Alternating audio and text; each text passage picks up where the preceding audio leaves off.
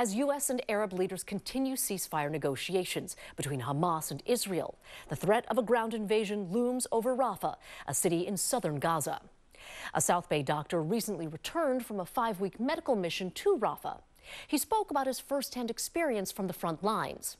ABC 7 News reporter Ansar Hassan was there, and we must warn you, this story contains gruesome details of war. The destruction is evident. The death toll reported at over 34,000 people. But Dr. Mohammad Subeh says those stats don't capture the reality on the ground in Gaza. What that means for a child who just lost their entire family in a bombing and is the only surviving family member who's also lost a limb. And what does that mean for them, physically speaking and mentally speaking? Dr. Mohammad Subeh addressed a capacity crowd at a church in Walnut Creek about his recent 5-week medical mission to Gaza, at times sharing graphic images and details of the work he did at a makeshift field hospital in Rafah.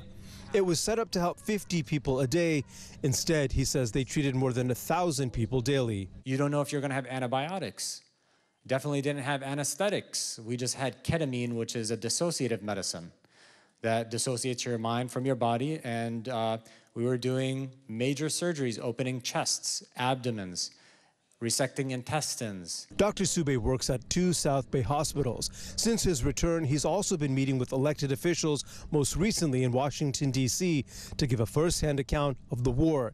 He says the narrative that this war is just against Hamas militants didn't match what he experienced. Not once did I see a combatant. You think about like soldier fighting another soldier, and there's crossfire, and civilians, unfortunately, are hit by the crossfire.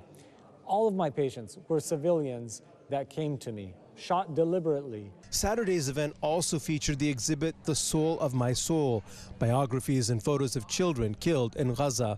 If they're in Gaza, if they're here in America, wherever they are, they're children at the end of the day, and they deserve to be protected. Dr. Subeh, a Palestinian refugee himself, says he's hopeful that the current round of ceasefire negotiations between Israel and Hamas will lead to a breakthrough.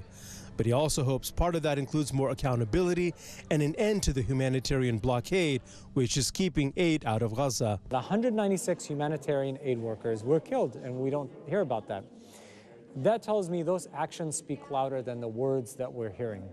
I just pray and hope for a better tomorrow, not only for the Palestinians, but for the world in general. In Walnut Creek, Ansar Hassan, ABC 7 News.